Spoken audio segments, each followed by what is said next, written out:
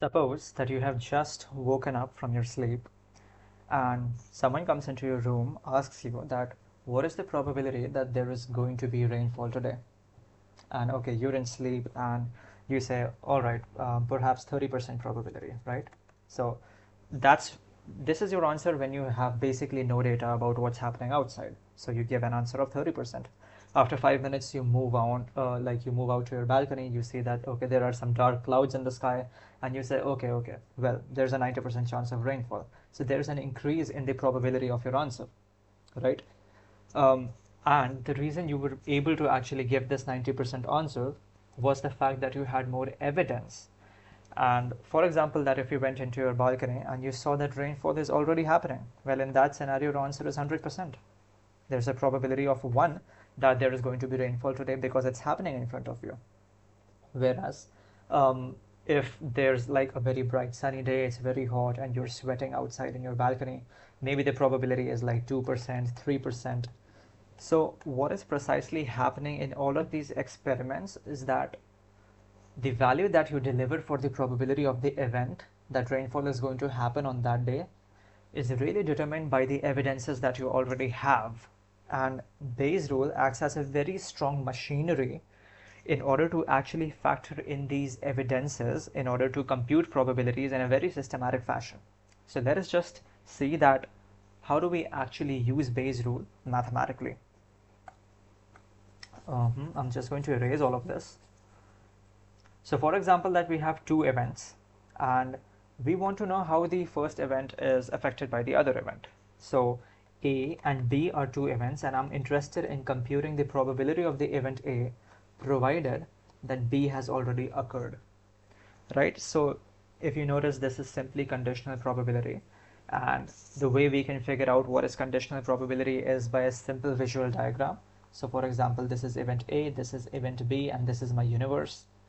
And I have been told that B has already occurred. It means that this here is my new universe, right? Anything and everything in B is my universe. And now I'm asking you, what is the probability that A is going to occur provided that my universe is B? So, okay, you go like, well, this is everything that has been left of A in my current universe.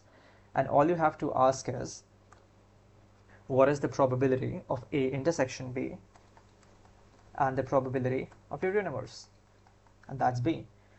And this is precisely the formula for the conditional probability, A given B. And you interchange the events, you will simply get the reverse answer. And you have two equations.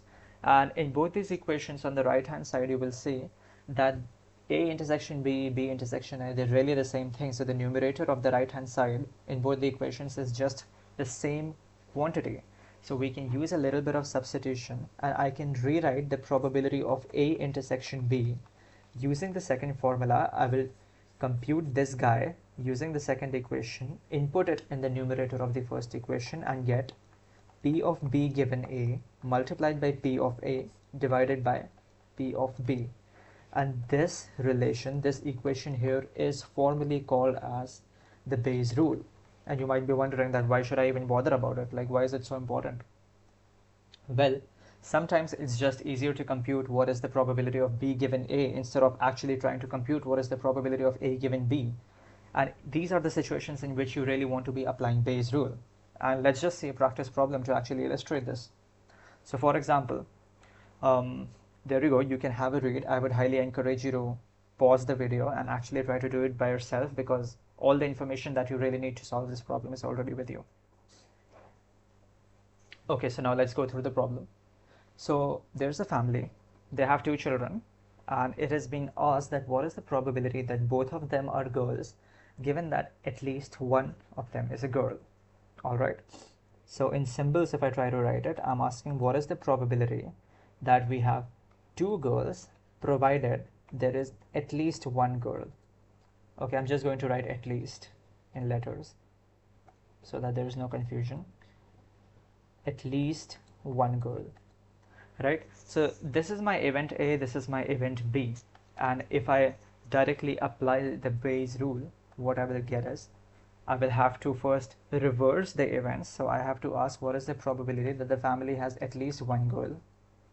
provided they have two girls. And you can see that how nonsensical of a event this is, in the sense that you're already told that you have two women in the house, and now you're asking that what is the probability that at least one girl is in the house. Well, obviously this is going to be one, right?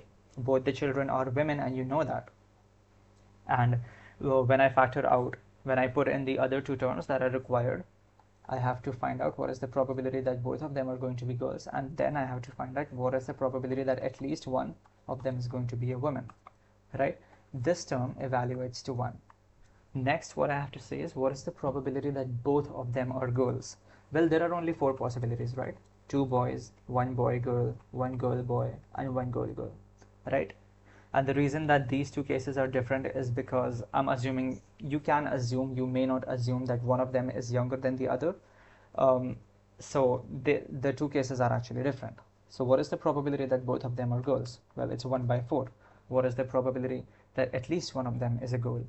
Well, it's this case, it's this case, and it's this case. So we have 3 over 4, right?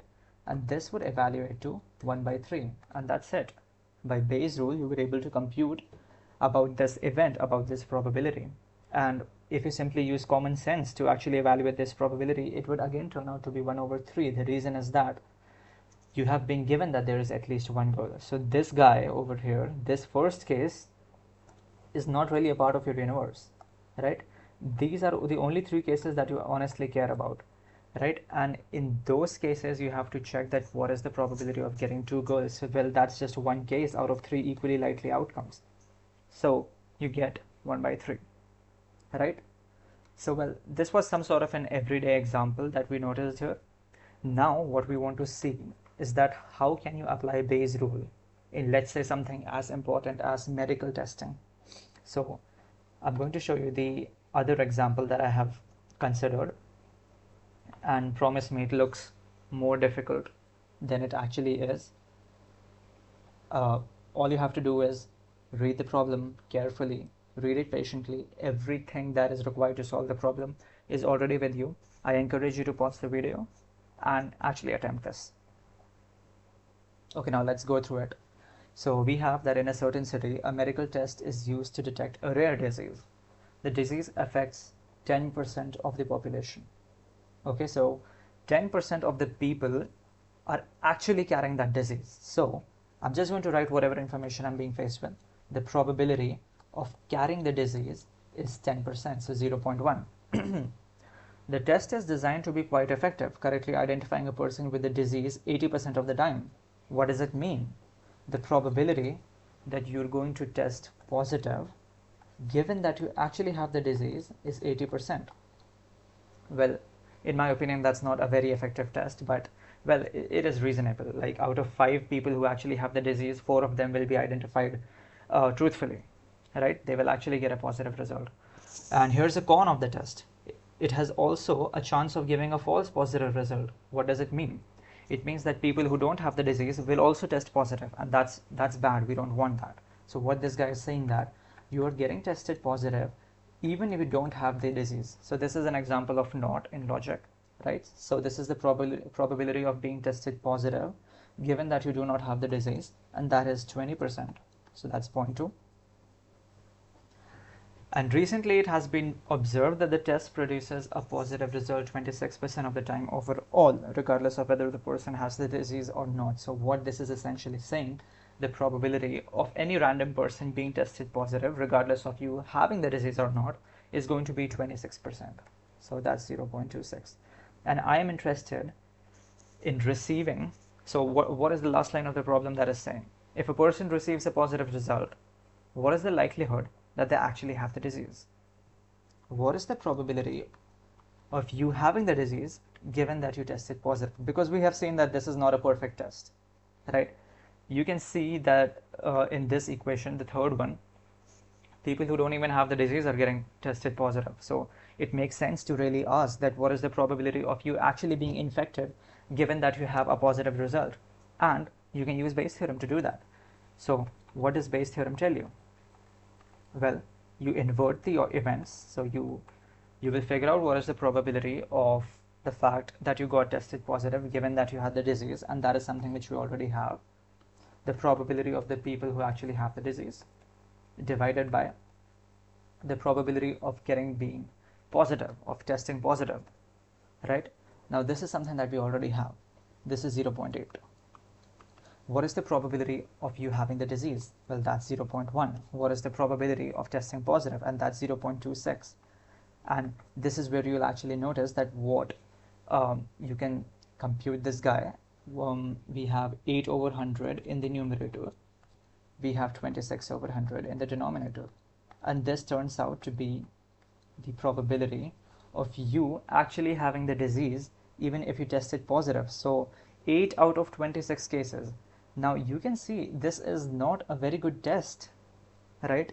So this is where actually Bayes rule is giving you some sort of a surprising result, because initially we saw that 80%, the test is in some sense 80% effective, right? If 5 people are taking the test, it is correctly identifying 4 of them. But then you look at this number, that 26 people who were actually positive, and out of only 8 of them are actually carrying the disease. So it sort of hints at the fact that it doesn't just hint at the fact, it actually tells you the fact that this is not a really good test. And this is where the actual power of Bayes rule come. And this is actually used to test the efficiency of medical tests.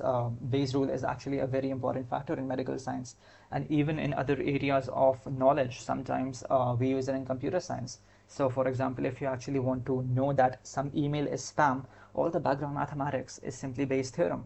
It just checks the mail, it looks for certain words, it has a certain defined data of spam emails, and it's checking that whether these words were present in those spam mails or not. And on the basis of that, it is updating its beliefs on whatever evidence it's getting. So basically that's what the Bayes rule is actually trying to do. Whatever evidence you get, you have to update your belief system, right? This is also something that happens in your everyday life.